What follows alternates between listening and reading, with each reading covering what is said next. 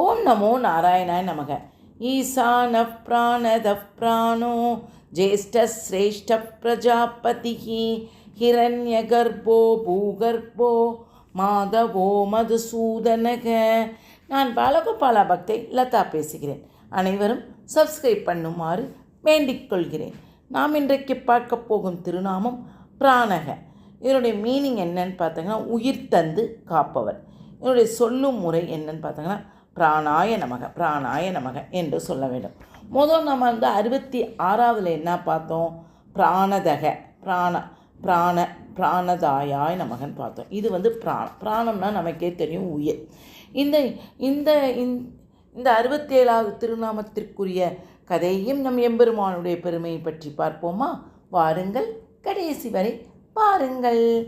இதில் என்னன்னு பார்த்தீங்கன்னா பரமசிவனுக்கும் பார்வதியை பற்றியும். பரமசிவனுக்கும் பார்வதிக்கும் திருமணமாகி பல வருடங்கள் ஆகி குழந்தை பிறக்கவில்லை. இது நமக்கு தெரியும். அந்த பிள்ளையாருக்கு எதுக்கு கழுத்து வெட்டி நமக்கு இவரோட யானை கழுத்து இருந்துச்சுட்டு அப்போல்லாம் என்ன சொல்லுவாங்க, யார் அம்மா குளிக்க போனாங்க, குளிக்க போகிறப்ப பார்க்க விடலை, அதனால் தேவர்கள்லாம் சண்டை போட்டு கடைசியில் பரமசிவனுக்கு யாருன்னு தெரியாமல் கழுத்தை வெட்டிடுவாங்கன்னு சொன்னாங்க. அது அந்த காலத்து பெரியவங்களாக சொன்ன கதை. ஆனால் உண்மை கதைன்னு பார்த்தோங்கன்னா இதுதான். என்னன்னு பார்த்தீங்கன்னா இவங்களுக்கு ரொம்ப நாளாக குழந்தையே இல்லை, குழந்தை பிறக்கவில்லை. அதனால் சனத்குமாரை கொண்டு திருமாலை குறித்து அவர்கள் யாகங்கள்லாம் செய்தாங்களாம். யாகங்கள் செய்தோன்னா அந்த யாகத்தின் விளைவாக பார்வதிக்கு ஒரு அழகான ஆண் குழந்தை, குட்டி குழந்தை பிறந்ததாம். அக்குழந்தையை காண அனைத்து தேவர்களும் வந்திருந்தார்கள். சனீஸ்வரனும் கைலாயத்திற்கு வந்திருந்தார். ஆனால் குழந்தையை காணாமல் தயங்கியபடி நின்று கொண்டிருந்தார். என்ன ஆயிற்று என்று பார்வதி கேட்டால் சனி பகவானை பார்த்து.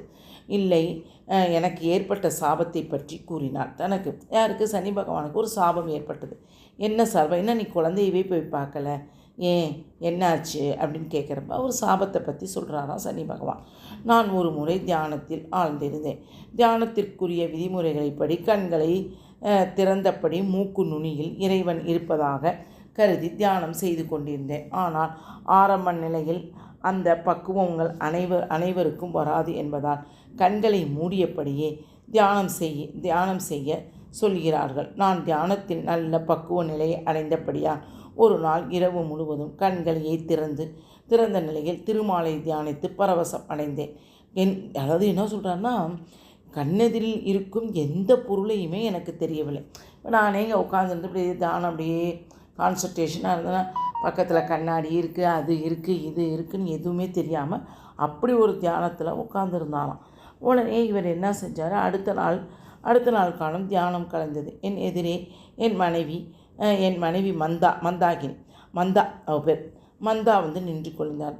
அன்பே, என்ன வேண்டும் என்று அவளிடம் கேட்டாராம். யார்? சனி பகவான். உடனே அவளோ, என்ன வேண்டும் என்று கேட்கிறீர்கள்? இரவு முழுவதும் உங்கள் முன் நின்று கொண்டிருந்தேன், ஆனால் என்னை நீங்கள் கண்டு கொள்ளவே இல்லை. இப்போதுதான் உங்கள் கண்ணுக்கு நான் தெரிகிறேனா என்றாளாம். நான் தியானத்தில் இருந்ததால் உன்னை காண முடியவில்லை என் அன்பே அப்படின்னு சனி பகவான் சொல்கிறான். நான் சொன்ன விளக்கத்தை ஏற்காத மந்தா, என்னை பார்க்காத நீங்கள் இனி வேறு யாரையும் நீங்கள் பார்க்கக்கூடாது. இனி நீங்கள் எந்த பொருளையும் ஆசையுடன் பார்த்தால் அதனுடைய தலை சுக்குநூறாகி வெடித்துவிடும் அப்படின்னு மந்தா சனி பகவானுக்கு சாபம் விட்டுறான். அந்த காலத்தில் இதான் அந்த சாபம் வர்றதான் வேலையே. அதனால் இப்போது உங்கள் குழந்தையை நான் ஆசையுடன் பார்த்தால் உங்கள் குழந்தைக்கு ஆபத்து ஏற்பட விடுமோ என்று என்னுடைய மனம் பதறுகிறது பார்வதி தேவியே அப்படின்னு சனீஸ்வரன் சொல்கிறானாம். உடனே அதெல்லாம் என் குழந்தைக்கு ஒன்றும் ஆகாது, நான் பார்த்துக்கொள்கிறேன், நீ வா என்னுடைய குழந்தையை பாரு அப்படின்னு சொல்லிட்டு சனீஸ்வரன் ஆசையுடன் பார்த்தவுடன் குழந்தையினுடைய தலை சுக்கு நூறாக வெடித்தது. அப்போ என்ன சொல்லுவாங்க, இவன் சொல்கிற பேச்சு கேட்க, அந்த பாலகன் சொல்கிற பேச்சு கழுத்தை வெட்டிடுவாங்க அப்படின்னு சொன்னாங்க. இப்போ இந்த கதையை பாருங்கள். கழுத்து சுக்கு நூறாக வெடிச்சிடுமா. அதை கண்ட பார்வதி உள்ளம் சிதறியது. மூடவனே, நீண்ட நாள் கழித்து எனக்கு பிறந்த குழந்தையை கொன்றுவிட்டாயே என்று புலம்பினாலாம் பார்வதி. தன் குழந்தைக்கு உயிரளிக்குமாறு திருமாலிடம் வேண்டினாலாம். அடுத்த மாலையை நோக்கி வேண்டினவுடன் திருமாலை அடுத்த நொடியே கருடன் மேலே புறப்பட்டு பார்வதி முன்னே நின்னாலாம். அதனால் அங்கே இருக்கும் அனைத்து நபர்களையும் போய் நீ ஒரு காட்டில் போய் என்னன்னா ஒரு பெண் யானைகளால் சூழப்பட்ட ஒரு ஆண் யானை உறங்கி கொண்டு இருக்கும், அந்த ஆண் யானையை அந்த தலையை வெட்டி நீங்கள் எடுத்துகிட்டு வருமாறு சொன்னார்களாம். உடனேயே பார்வதிக்கு பிறந்த குழந்தையின் மீது கழுத்தில் அந்த யானை தலையை வைத்தார்களாம். அதனால் இறந்த குழந்தை உயிர் பெற்று எழுந்தது. யானை முகம் கண்ட விநாயகர் இப்படித்தான் உருவாகினார். அதனால்தான் இவருக்கு இவர் திருமால்னால் இவர் உயிர் பெற்றதனால் இவருக்கு பிராணதக என்று பெயர் பெற்றாராம்.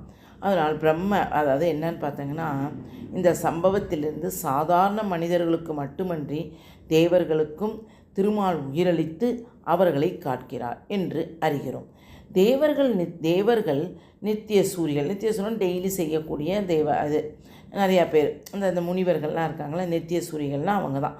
அனைவரையும் உயிர் தந்து காப்பதால் தான் திருமால் பிராணக என்று அழைக்கப்படுகிறார். அதுவே விஷ்ணு சகஸ்ரநாமத்தில் 67வது திருநாமமாக வழங்கப்படுகிறது. பிராணதக என்று நாம் அதாவது பிராணக வேற பிராணதக வேற. பிராணதகன்றது முதல் படித்த 66வது திருநாமம். இது பிராணக அதனால் என்பதை காட்டுகிறது. பிராணக என்றால் என்ன? திருமால் தமக்கு பலம் தருகிறான் என்று நம்ம பார்த்தோம். இது 67வது திருநாமம். திருமால் உயிர் தந்து காக்கிறார் என்பதை காட்டுகிறது. இது ரெண்டுக்கு வித்தியாசம் பார்த்துக்கங்க.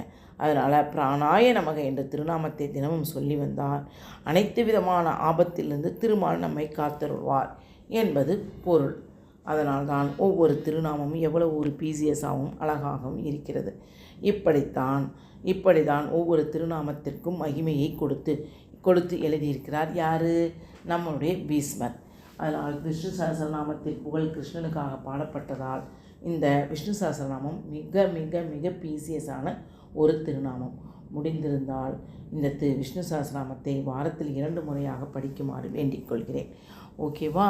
பிடித்திருந்தால் லைக் பண்ணவும், ஷேர் பண்ணவும், கமெண்ட் பண்ணவும். வாழ்க வளமுடன். ஹரே கிருஷ்ணா.